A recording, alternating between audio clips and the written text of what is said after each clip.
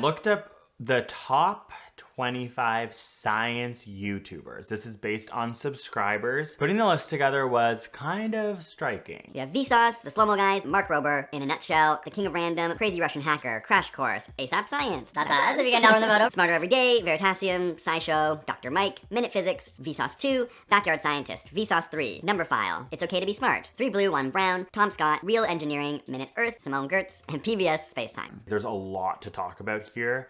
When it comes to gender non-binary people. The first woman on the list, solo woman at least, is number 24. There are no black people, there are no indigenous people, there are no people with disability. Can we please get past this utter bull?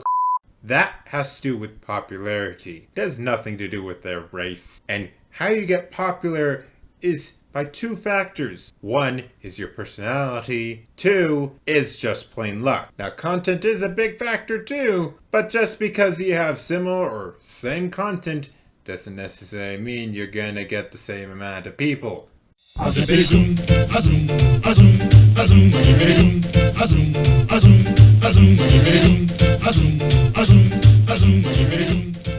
Before we get on with the video, I would like to mention a few things. 1, to start with, if you aren't already subscribed, please subscribe to my channel if you like my content. Also, don't forget to share my content with all your friends, your family, your followers on all your different social medias. So that'd be Facebook, Twitter, Parler, Gab, Minds, Discord, and Telegram. And if you already are subscribed to my channel, don't forget to click the bell so that way you will receive notifications from YouTube when I upload my content. I'm now trying to upload my content every Wednesday at 9:15 a.m. Pacific time, which would be 11:15 Central Time and 12:15 Eastern Time. And because I've reached 1,000 subscribers, I've gotten a new feature from YouTube in which I can use the community page on my YouTube channel to give you guys on updates on content, tweets, stuff like that. So don't forget to check out my community page and your subscription feeds. And if you want to see what my ideas are like outside of YouTube, you can go to my Twitter or my Parler and see what I post there. Now, I also have a new goal that I'm trying to reach on YouTube, which is 1,500 subscribers before the end of this year. So before it's 2021. So let's work together to reach that goal. And of course, if you really like my content and want to support my channel, my work, and everything, consider donating to my Patreon or to my Ko-fi. Now, let's get on with the video. The fact that this list is all white, I was surprised, but I also then wasn't surprised. This is an issue that we want to talk about today in the STEM community. And specifically in science and in science communication on YouTube, because that's the bubble that we all kind of live and work in and engage with every day. And what we want to talk about today is race in regards to the very significant shift in, I think, a lot of, especially white people's ability to talk about institutional racism. It is not an important factor. It has never been an important factor. The way that we study science and the things that we learn about, if they're led by a homogenous group, we're really only learning about one lens of light. No, you're not. A good scientist takes in information and changes their worldview, so they are adaptable. So I do think that as a science community, we can, fight institutionalized racism potentially more easily because we are willing to take in the facts and to make changes based on them. I find that interesting that you say that, yet you perpetuate this utter bull when there is no significant evidence to say that racism is the majority factor or even a major factor in the disparities between the different racial groups. And papers that say that racism could be a factor say that there might be other factors into this. Culture is also a factor. Your style of dress is a factor. How you speak, how you act, all of these things are factors. And let's face it, the different racial groups have different cultural norms. In my personal opinion, I believe those things are far greater factors in the disparities between the different racial groups. Here are some examples of research on anti-Black racism in STEM. Studies have found that white doctors are less likely to prescribe Black patients medication for blood clots. They believe racist myths about Black people, for example, that they have higher pain tolerance and thicker skin. They themselves don't feel like they're being racist, but within their institutions, they are acting with institutionalized racism. That's not racism, that's just them treating them differently on false things. Racism is treating them differently because you think they're stupid, or they're children, or that they're inferior. This doesn't mean that they believe that black people are superior or inferior because they think they have a higher pain tolerance. No, that's just a false thing that they thought was true. They probably thought that there were scientific studies to say that. I'm pretty sure if you told them that there was no scientific evidence to support any of those falsities, they would change how they act. They would change how they prescribe. There are even infamous scientific experiments that have used black bodies without their consent for the benefit of science. So the Tuskegee experiment is a famous example where they used around 600 black men with syphilis and told them they were getting treated, but they actually weren't, so that they could study what happens when syphilis goes untreated for 40 years. And this was without consent. Yes, that was disgusting. That happened. However, that's not what is happening here today. There was actual, measurable, institutional racism. This is not. The most recent Nature magazine, and there's a study about how they're conglomerating a bunch of genomic research, fascinating research to understand humans and to understand diseases in humans. And at the end, they say there were very few black people, very few South Asian people. That's an example of today an institution finding breakthroughs in research and very important genomic information to help our health that is ignoring a whole population of people due to a system. No, that's not what that means. They just didn't have enough or didn't include enough or couldn't find enough. Just because there's a disparity doesn't mean that there's suddenly racism. There's also a lot of research on research. So minorities are less likely to have their research published.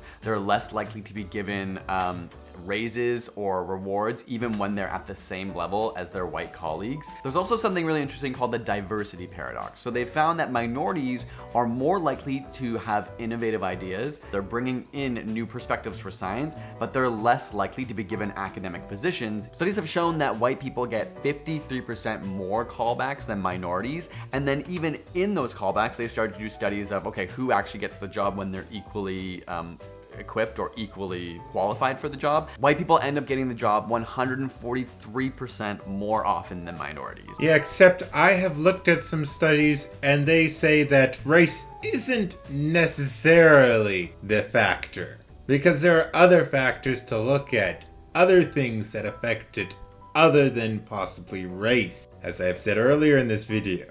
And of course, there's also certain minority groups that do very well, that actually make more money than even whites. That group would be Asians. But another group that makes more than blacks in America or whites in America are Nigerians. And they have really dark skin.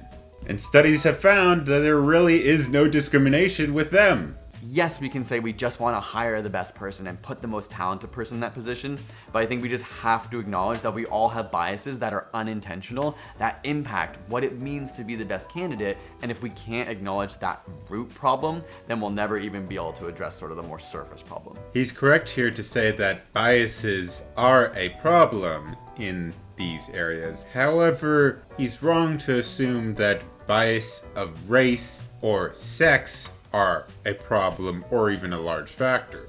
There is no significant evidence to say that sex or race play as a major factor for the differences in hiring, firing, and pay. There are other factors to look at, such as culture, appearance, attitude, and class. These things also play a factor. A simple thing of just style of dress could affect your hiring or firing. All of these things are very hard to measure. They aren't easy. And neither, of course, is measuring any racial biases.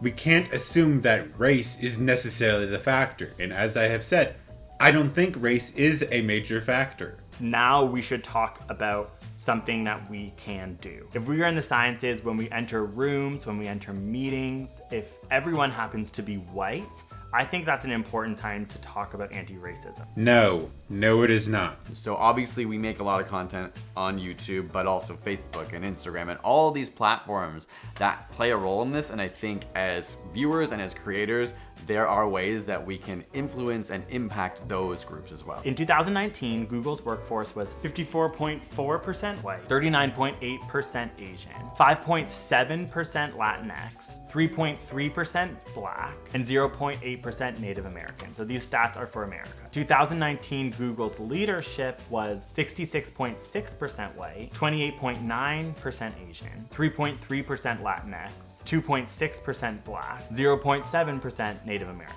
And also staggering, Google's workforce is only 31.7% women, and their leadership is only 26.1% women.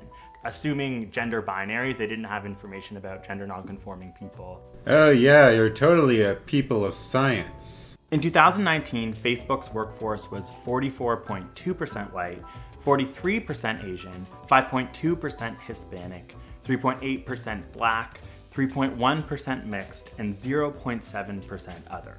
Looking at leadership, 65.4% were white, 24.9% were Asian, 3.5% Hispanic, 3.1% Black, 2.9% mixed, 0.3% other. This shows you how the higher you go up in all of these institutions, the whiter it gets. Whiter. Aren't you forgetting a particular skin color? According to the Census of California in 2019, Asians only made up around 15.5% of the Californian population, while they make up a huge percentage of the workforce in Google and Facebook.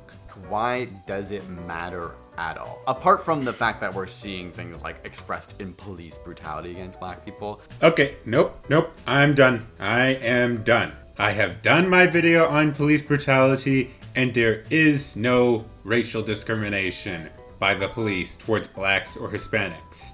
I've also done it on judges, and there isn't any racial discrimination that can be measured in a significant number.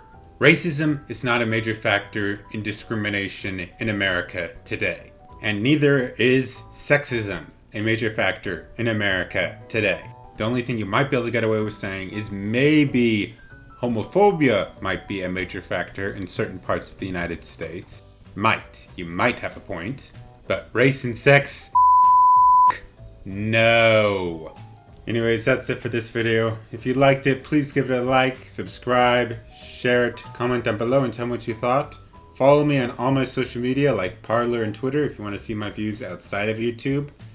And of course, don't forget to click the bell so you receive notifications of when I have my videos.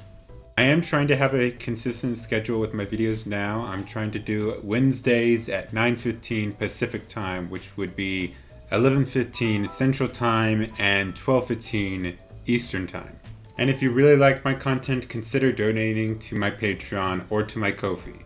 Do all that, and I'll see y'all later. We bop and hippity hop, as happy as I can be.